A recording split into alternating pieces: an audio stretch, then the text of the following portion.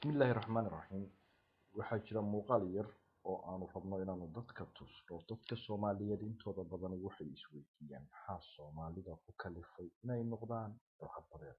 maxaa dadka xeebaha jooga ku kalifay inay badda dhexdeeda ay istaagaan oo ay qafaashaan doonyaha iyo maraakiibta maraya. haddaba arrintaas iyadoo siyaabo kala duwan ay dadku uga hadlaan oo qaybtooda ay dhahaan waa business, qaybtoodna ay dhahaan waa dad qutul duruurigoodii laga hor istaagay, ayaa xaqiiqada waxaa ka daba yimi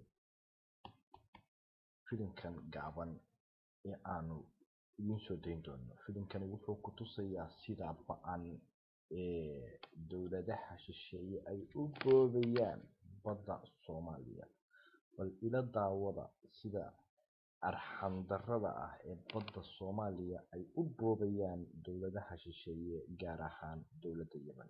filimkan aad arki doontaan ma ahan meel kaleeto, waa badweynta gobolka Raasi Casayr, weliba meel aan ka fogeyn magaalada Caluula dusheeda. waxaa dhigan doonyo ka yimi iyo saxiimado ka yimi waddanka Yemen.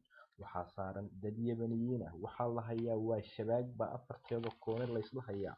waxaad arkaysaa oo aad indhihiina ku daawan doontaan kalluunkii oo loo gurayo si hoosh iyo boob ah oo aan xabad looga tegin. hadday tanu sii socotana muddo dhow waxaa dhacaya xaaluf ku dhaca badda Soomaaliya. bal ila daawadayaal idinkoo mahadsan.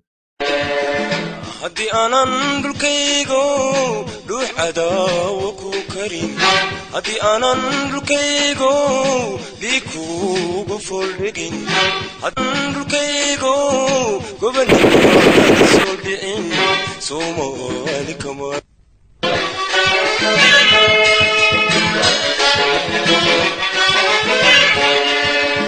haddii aanan dhulkaygo dhuux cadaawo ku karin, haddii aanan dhulkaygo dhiig kuugu foldhigin, haddii aanan dhulkaygo gobonimada soo dhicin, Soomaali kama dhalan.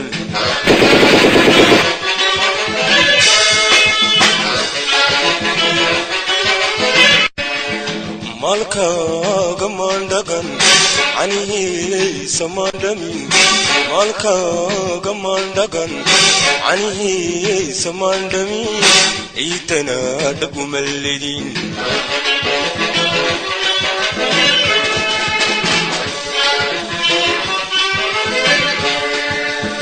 maalka